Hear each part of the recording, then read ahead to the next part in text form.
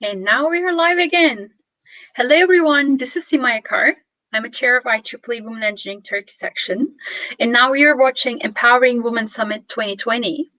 And this is an event starting from 8th of December and will continue till December 17th. And we are hosting amazing guests. And today we have very special one, Gokce Phillips. And actually, she is an inspiring woman in technology for almost 20 years. So with all her education experiences and all her commitments in her field in technology and engineering. And I personally know Gokce as an amazing volunteer, and she has a lot of contributions that I met with her over years, so quite a lot of time. And actually, Gokce is an entrepreneur. She is an inspiring woman leader in the technology field, and she is a co-founder and CEO of Crypto Index series. And today, she will actually highlight a lot of great initiatives that she's doing. I would like to invite Gokce to the floor and give floor to you, Gokce, and to listen your presentation. I would like to just remind the audience this is an interactive session, so you will have an opportunity to ask your questions. Please leave your questions in the chat box. After Gökçe's presentation, we will actually address all your questions to her, and you will have opportunity to communicate through your messages. So you can leave your messages anytime. So welcome, Gökçe. Well, thank you very much, Simay. It was a great introduction. It's great to be here, and I'm really honored to be the guest of Empowering Women Summit 2020. And welcome, everybody, and thanks for being a part of the summit and sparing time to listen to us. So let me go ahead and share my screen.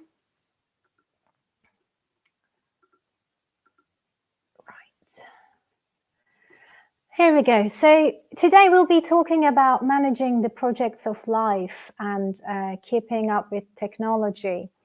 So just to reiterate, I'm Gokce Phillips. I'm the CEO and co-founder of Crypto Index Series, a crypto fintech company.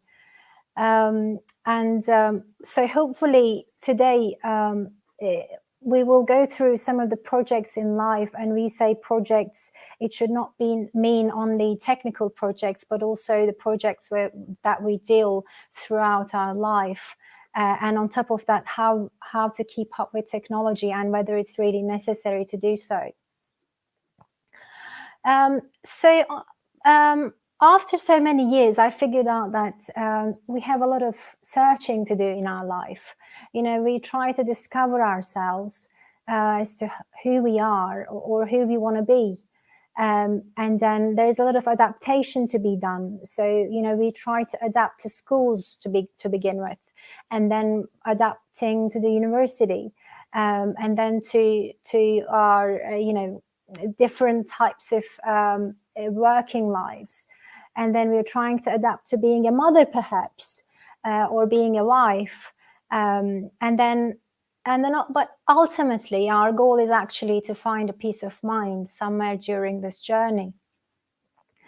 And when we say journey, obviously it's a very long, hopefully a very long journey for us of at least 80 years. And, you know, some people do classify the journey to be a successful one or a failure.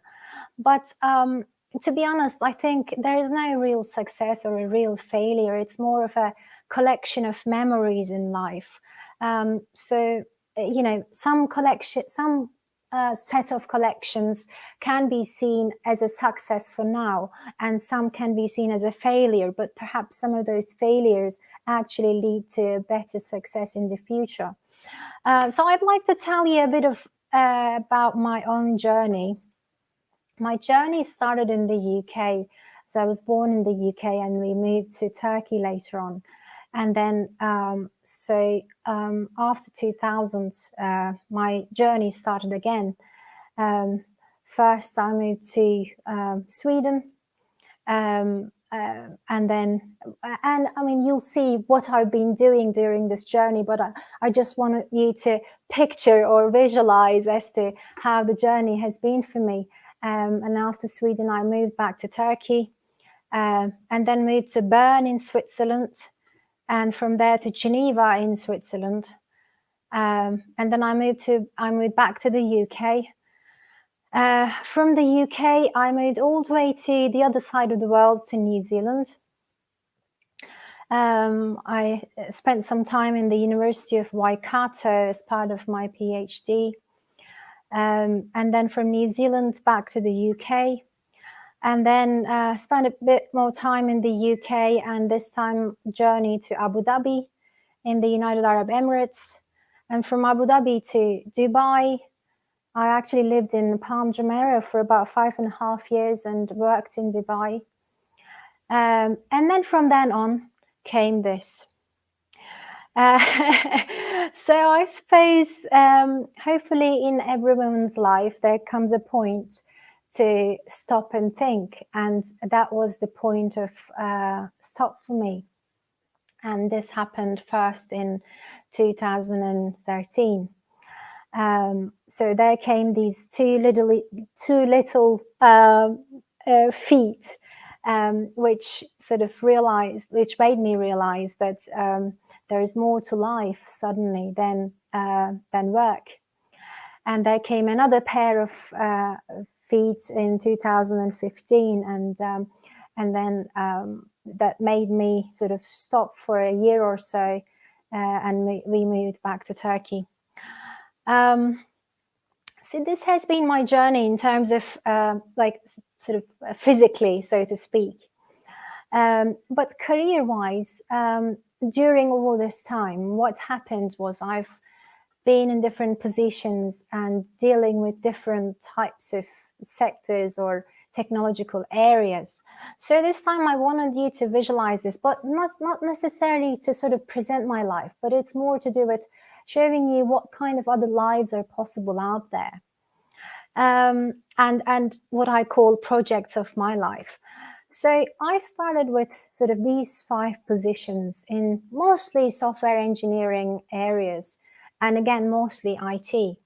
So by looking at sort of this kind of path, one would expect, okay, yeah, she studied a lot of computer science, so she's probably going to end up definitely in IT companies and nowhere else. But so after my PhD came different paths in my way. Rather than sort of going through the traditional way of, either being an academic in the university or a software engineer in a company, I wanted to try out different things. So this came after the PhD. Then I worked in requirements analysis and engineering in smart building automations. And then I went back to fintech, but this time I wanted to deal with IT process automations and optimizations. And then again, I wanted to stay there for a bit longer. In fact, I went and got a Lean Six Sigma certificate because I was so interested in the whole Lean methodology and the Six Sigma as well. Which, by the way, they don't teach you in computer science. So it is something that, I found interesting, and I thought this is an area that I'd like to know more. And so again, I tried out, I went ahead and found a job in a shipping company, and again, doing a similar type of thing, process optimizations, Lean Six Sigma, and so forth. And again, another logistics company. So as you see, it hasn't been a sort of traditional path in the sense that, if you're studying computer engineering, doesn't mean that you're going to end up in a computer software or a software company. You can actually still change your way along the journey. And then I was interested in EU projects and project management methodologies. So I've been a senior advisor in some of the projects. And finally, about 3 years ago, this time I was interested in crypto assets and, cryptocurrencies, token economics. The whole blockchain technology was really of interest. I suppose the reason I was able to go ahead and dig deep was because, first of all, I've been a curious person, luckily. So, and curiosity sort of pushed me towards making more research about a particular point and really go deep in that particular topic. So again, when you think about it, crypto currencies dates only back to 2009, 2010. So it's a very, nascent technology in that. And when I graduated back in 2001, there was no such technology. So it was actually impossible for me to be an expert in this field. But yet, I think if you're interested in anything, really, you can go ahead and still become an expert or still become knowledgeable enough to work in that sector. So this has been sort of the different types of projects I've been working for during the years. So I call them projects at work. And then there were other types of projects which I'll call projects at will, volunteering projects that I was involved over the years. As Simai mentioned earlier, I suppose I met Simai back in 2004 or 2005 during one of the IEEE congresses in Paris. So I've also been involved with IEEE, and that was a different type of world. The projects are totally different. They don't necessarily have to be in the field that you're trying to specialize. So there I was a student branch manager at University of York in the UK. And we in fact organized the first student congress in the United Kingdom back in 2007. And it was a project of its own, and during that time I was able to learn more about branch formation, seminar organizations, the IT challenges, team lead, all sorts of different types of experiences, and they were all mini projects on their own. And then I went ahead and become a bit more active in the UKRI, United Kingdom Republic of Ireland section, as membership coordinator. And then, I'd taken some roles in the Region 8 as student branch coordinator, and later on professional activities committee chair, and even some roles in the global level. I suppose what's nice about being a volunteer is that it's a way to give back to community, and that kind of satisfies you in different ways. Of course, all of us would like to be good in our careers. That should be there. That there should definitely be an effort to be the best, if possible, to be in our careers. But at the same time, being a volunteer requires a different type of skill, perhaps. Because when you're a volunteer, you don't expect anything back. You don't expect to be paid. You don't even expect to be appreciated most of the time. It's almost like you're doing it for your own sake in a way. But what you're doing, what you're producing, is benefiting the society. So that's from that perspective, I would really encourage you to be involved in some ways. And then, of course, there's the projects of family. The family is also a collection of memories and lots of projects. First of all, perhaps the first ever project is getting married. Wedding itself is quite a big project. Even selecting the flowers or the organization or the venue, all sort of these little tricky details. And then comes the kids, and the kids are themselves as perhaps the most important projects of our lives. How are they being educated? Which sports are they going to be doing? And I think it should also become as a all these things should also be seen as sort of I don't really, when I say projects, I don't want to necessarily make it sound more technical, but I'd like to make you perhaps see that it is a part of our life, and therefore we should take time and spend time to flourish that part of our life as well. So, just some observations from these projects of life. First of all, in terms of the projects at work, there's a constant and rapid change, especially in terms of new technologies. Again, when I graduated back in 2001 and had a bachelor's degree, there was no cloud computing, there was no IoT, no big data. We heard about AI, but there was nothing concrete at all. There was no blockchain, and the robotics was possibly being studied somewhere in some part of the world, but it was not certainly as widespread as it is now. So there should certainly be a constant exploration from our side to be able to catch that. We don't necessarily have to know all about all the technologies, but I think we should select, almost cherry pick some of these technologies and know a good amount in that particular area. And then there is, of course, projects at will, like as we mentioned earlier about volunteering. So here it needs unconditional giving, community building, continue to learn from others, and organizational practice. So it is a constant actually learning and developing, improving process. And then projects of family, again, there is constant change because your kids' change will change over time. Your kids' needs are changing. As a baby, they have different needs. As a toddler, they have different needs. As a student, they have different needs. And of course, there's the, unconditional love and sacrifice and of course, acceptance. I think I can't emphasize the acceptance enough because we as women, and I'd like to, if I could underline this sentence, we have to accept the fact that we will, if we have kids, we will always be a mother. And in addition to that, we will always be ourselves. I'm Gokce Phillips, and I'm also a mother of two.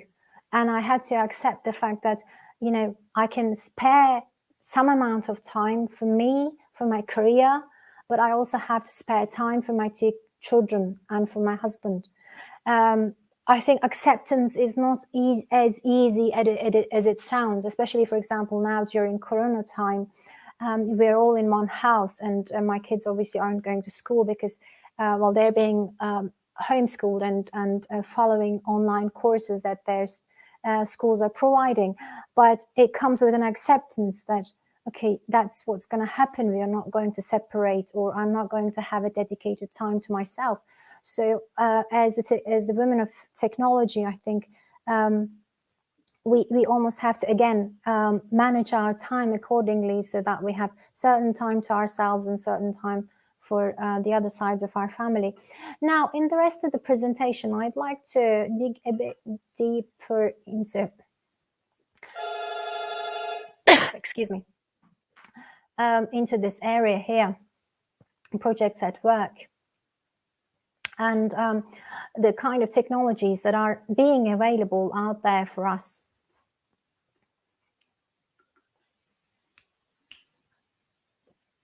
So the world we live in at the moment is very different from the world we lived back in, 20 years ago, 40 years ago. Excuse me. So we have very many different types of technologies. For example, we have Sophia and Han. They're made by a company in Hong Kong, and they're two robots. And I would definitely encourage you to have a look at their YouTube video where they're having a debate about the future of humanity. So two robots and a human moderator, and they're having a chat. It's a very interesting experience, and we're not too far away from this technology being widespread and prevalent. So, this can be one of the areas perhaps one of you will be interested in. Again, we're talking about self-driving buses. You know, there have been some trials in Manchester about self-driving buses. And I'm sure you've heard about, you know, self-driving cars by Volvo. And again, another example is again by Volvo, self-driving trucks, especially in logistics, being utilized a lot because they don't necessarily have to stop anywhere. They have a destination point and an origin point, and but they basically move from one point to another. There's no complication other than obviously traffic complications. And yes, there are lots of robots being utilized in the factories, and there are also hybrid factories where there are human beings and robots working side by side. And what's interesting is I've been talking to quite a high-level manager in one of these factories, and what something he said was quite interesting. He said, at the moment, in the factories where there are only human beings, you know, the supervisors are or can be from any education level. They so they can, you know, they don't necessarily study computer science to become a supervisor of a team, you know, of workers. Whereas the moment we are talking about hybrid teams, suddenly there comes other models. Supervisors will need to understand more about the machinery and what part of the machinery could be automated, or what other parts of the process that are being dealt by human can now be given to the machinery. So suddenly we're going to be able to see new types of profiles coming into the scene.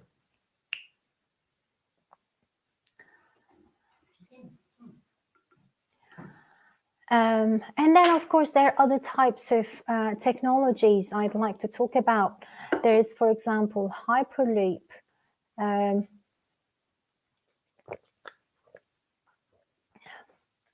Excuse me for that. Hyperloop is built by Virgin, but originally was an idea of Elon Musk, I believe. And the idea here is sort of the fastest trains ever. As far as I know, there is one between Abu Dhabi and Dubai almost launched.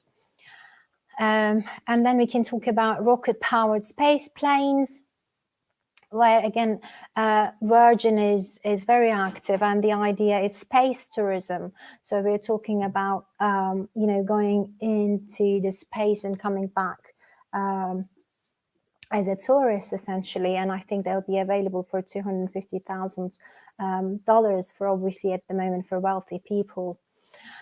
And then, you know, I'm sure you've all heard about the Falcon rocket.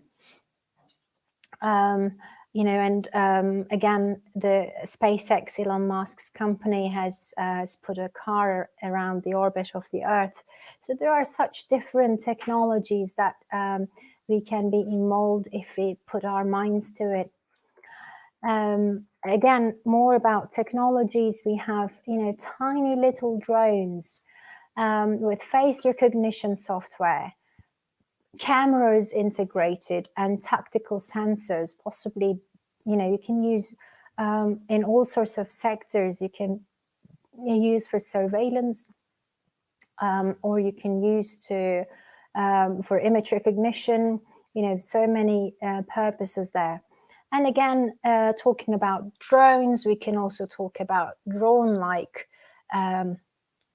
vehicles, which, for example, one autonomous urban air taxi was in Dubai airspace being experimented here.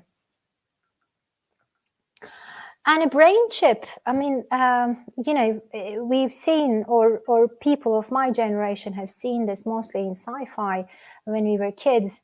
But a brain chip, which can help really, especially the severely disabled people. So in this case, for example, The claim is that it provides fast and reliable connection between the brain of a severely disabled person and a personal computer. I'm hoping that, you know, some of the disabilities that people experience right now will hopefully be recovered or will disappear thanks to this technology. And this news is also in a sort of a similar sector where Sweden's microchip, and according to the news, there are about 3,000 Swedes who have implemented a microchip into their bodies. And the use is that they'd like, rather than using IDs, they can use these chips also to pay for train tickets or key cards or to enter sports centers, or, you know, you can sort of imagine any type of electronic card requiring place, you can actually use these microchips apparently in Sweden. It's quite brave, I must admit, to do that. And then I'd like to quickly mention about sort of my area of work at the moment, the crypto assets. Crypto assets, or cryptocurrencies as mostly known, are built on blockchain technology. Excuse me. And on top of this blockchain technology, you have a distributed, immutable database. And on this database, you're creating a protocol layer for payment type of cryptocurrencies. And then on top of that, you can also put an application layer where you can have all sorts of different utilizations.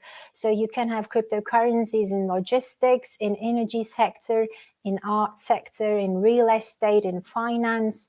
You know, according to our platform, there are crypto currencies in 17 different sectors. And this is an image from Switzerland I took in Crypto Valley in Zug. There are ATM machines where you can actually buy and sell Bitcoin already. And this is only going to get widespread over time. And in fact, I'd like to also show a couple of quotations from two people. One is from the venture capitalist Bradley Rother-Rivets, and he says, everything that can be tokenized will be tokenized. The Empire State Building will someday be tokenized, and I'll buy 1% of the Empire State Building. I'll get every day credited to my wallet, 1% of the rents minus expenses. So anything that has been sort of valued way over our budget will be available for us with thanks to tokenization. Now, another example here is, for example, the NBA point guard Spencer Dinwiddie. Tokenized contract raises 1.3 million. So basically what Spencer did was Spencer said, my contract is worth $34 million. And rather than somebody sort of betting on me $34 million, you can bet in small tickets. Each ticket size was about $150,000. And, you know, it's almost like you can own a percentage of my contract. So $150,000 is still quite a lot of money, but you know, if it was, let's say, $1,000, I'm sure there may be fans out there who'd like to get a share of Spencer Dinwiddie. So quite an interesting technology is awaiting for us out there, and we can already see the clues.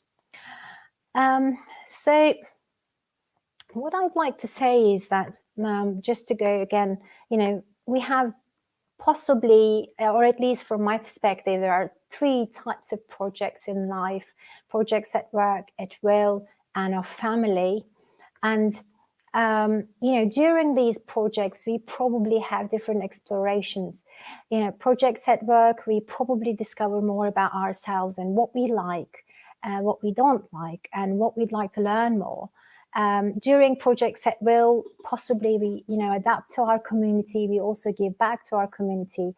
And hopefully the projects of family is where we can find a lot of, you know, peace of mind. But again, you know, I'm sure we'd like to find peace of mind in work and volunteering world as well. I'd like to summarize sort of a couple of lessons learned for me during this journey. First of all, I think we can always change our direction. If we start from computer science or electronics engineering or industrial engineering, that doesn't certainly mean that we have to,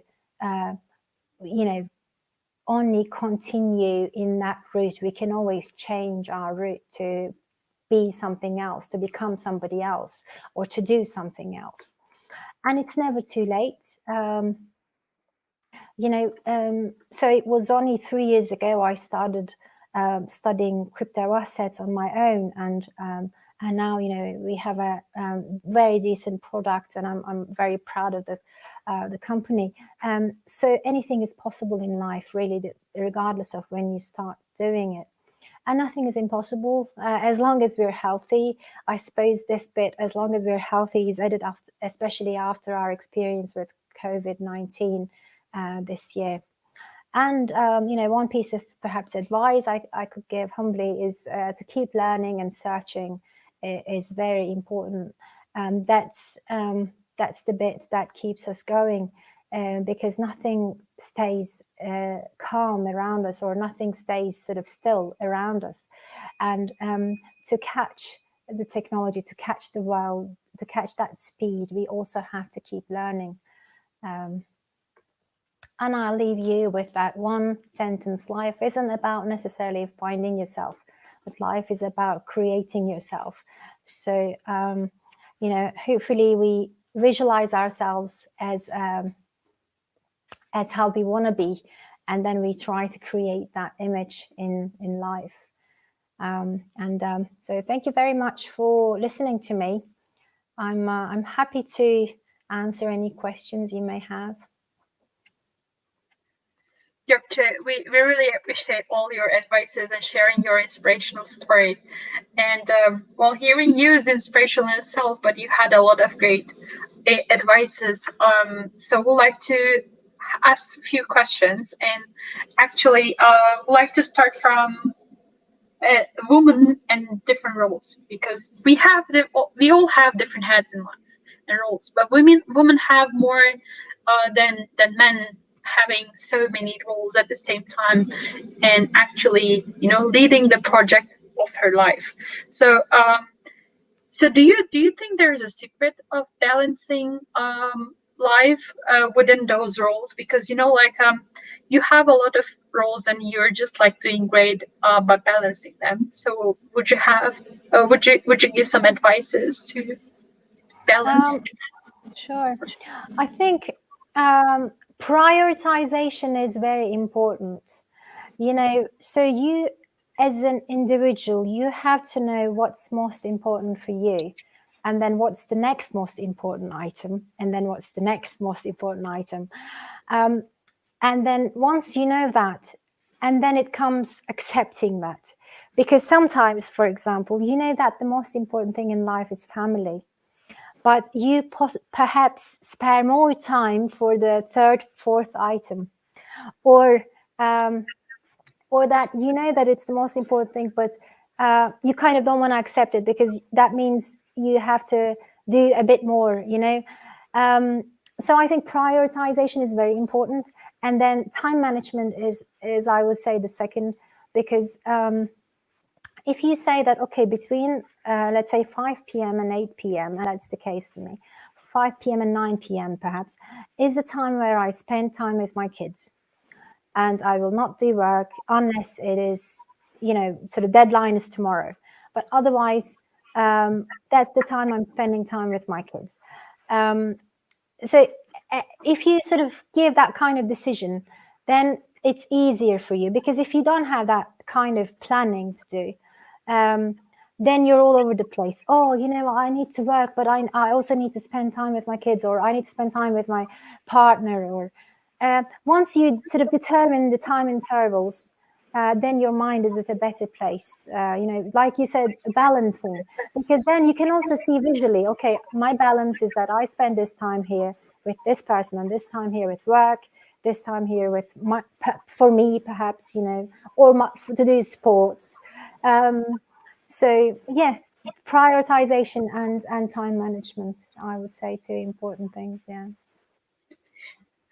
Well, I would like to address also one more additional question, specifically 2021, because we are approaching 2021, and after, like, like the balancing life was in another stage during 2020 for everyone, but especially for women. So, and there will be surely a transition for 2021, slowly and slightly, but still, like, would you have some advices for that transition, or how do you see the role of the woman in 2021 on balancing and managing the project of her life under, and in this under these conditions and within this transition? Sure. Right. So I suppose the life we will go back to is not going to be the life in 2019. I don't think we will go back to completely how we were before. For example, I remember the times where to meet an investor, we had to travel to the city that investor lives. Or to attend a conference, again, you have to travel. Whereas during this time, during 2020, people have noticed, and the technology justified, that it is not necessary to travel that much, actually. We can also meet people online, and we can ask all sorts of questions, and we can still get to know the other person without necessarily seeing them face to face in real life. So I'm actually hoping that even after Corona, some of the requirements of life will change. And yes, perhaps we will go back to the office a bit more often, and hopefully we will see our colleagues more often, and there will be more sort of socializing, definitely. But I'm still hoping that some of the unnecessary obligations we had to have will not be there. And in terms of what women needs to do, it's difficult to classify it as women, because I think both men and women will have to endure certain amount of adaptation to that new normal. But again, acceptance, really, when you talk about change, and there's that sort of 8 levels of change, and the most difficult one is acceptance. The moment you accept the new normal, that will be the moment we're sort of back to our peace of mind. Yeah, hopefully we'll accept more quickly than how we accepted Corona. Absolutely. Well, acceptance really help to grow and continue our life more efficiently. So, well, actually, acceptance is also part of going out of your comfort zone. So also for my, yeah, and also you highlighted that I also always think, well, there's this statement like life starts when you go out of your comfort zone, which is actually absolutely true. And we also see this in your story too. And you had a lot of opportunities to go out of your comfort zone several times.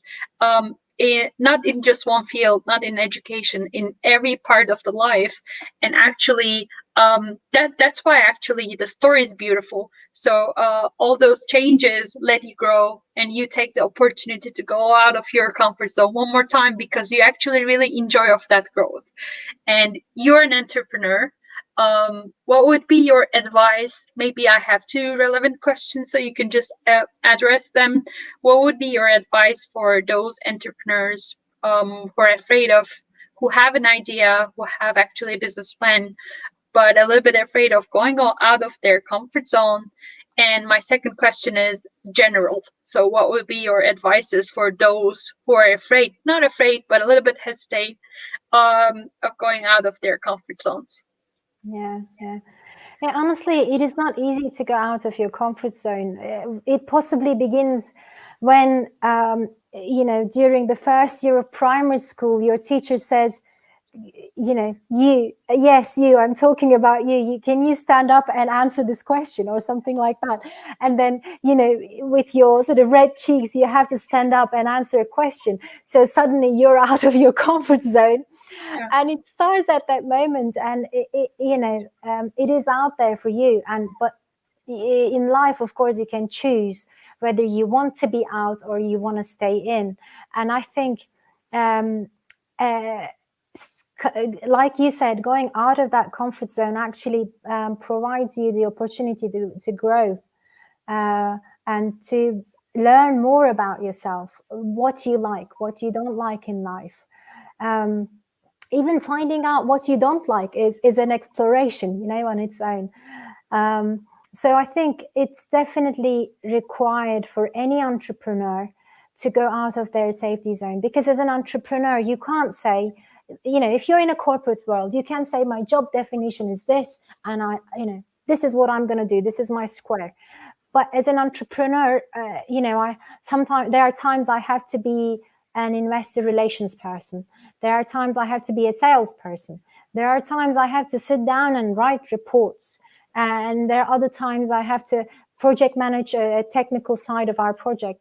So, I have nobody to complain to. I can't really say, oh, sorry, it's not my zone. I'm the CEO. I can only do talking. So that's not, that's a luxury, really. In all the corporate world, I think it's a luxury to be able to say, this is my job definition. So for entrepreneurs, we really have to push ourselves more than we can, or more than we have ever, and try to sort of discover new parts of ourselves that we haven't known thus far. And for in general, for any women out there who are watching us and not necessarily desiring to be an entrepreneur, I think in any way, going out of your comfort zone brings you new opportunities, whether it's a new job, a new partner, any sort of sports to do, any instrument to play. It's that curiosity. If you're curious about something, you have to push yourself to try and see if that curiosity is going to take you somewhere. So yes, definitely push yourself out of your comfort zone and find more about yourself. Or as George Bernard Shaw said, create a new version of yourself. So. Absolutely. Well, Gokce, thank you very much for giving us this opportunity and sharing your story, inspiring us with your words, and sharing your knowledge and your technical fields too. Before closing this session, I would like to ask your last words and advices. I think we have covered all of it, but I just would like to see women more active in any field, whether it's technology, whether it's finance, whether it's HR. I think we have to be more active. We have to believe in ourselves, and we have to accept ourselves as a mother, as a wife, or as any of the other hats that we have on our shoulders and on our heads. But we have to accept that we can have many things in life, but we have to believe in ourselves. We can be the one that we dream about. So yes, please believe in yourselves. Thank you so much for this session and for everything you do in general, inspiring people around you and just doing a great job. Thank you very much, Simai, for the opportunity. Really appreciate it. We appreciate for your time and your support. And I would like to remind audience, our audience, we have one more session today, and then we will have a networking event for Women Engineering Affinity Groups tonight. And our schedule will continue. Empowering Women Summit schedule will continue till 17th of December. So we'll be happy to meet with you again. Thank you so much. Bye-bye. Bye-bye.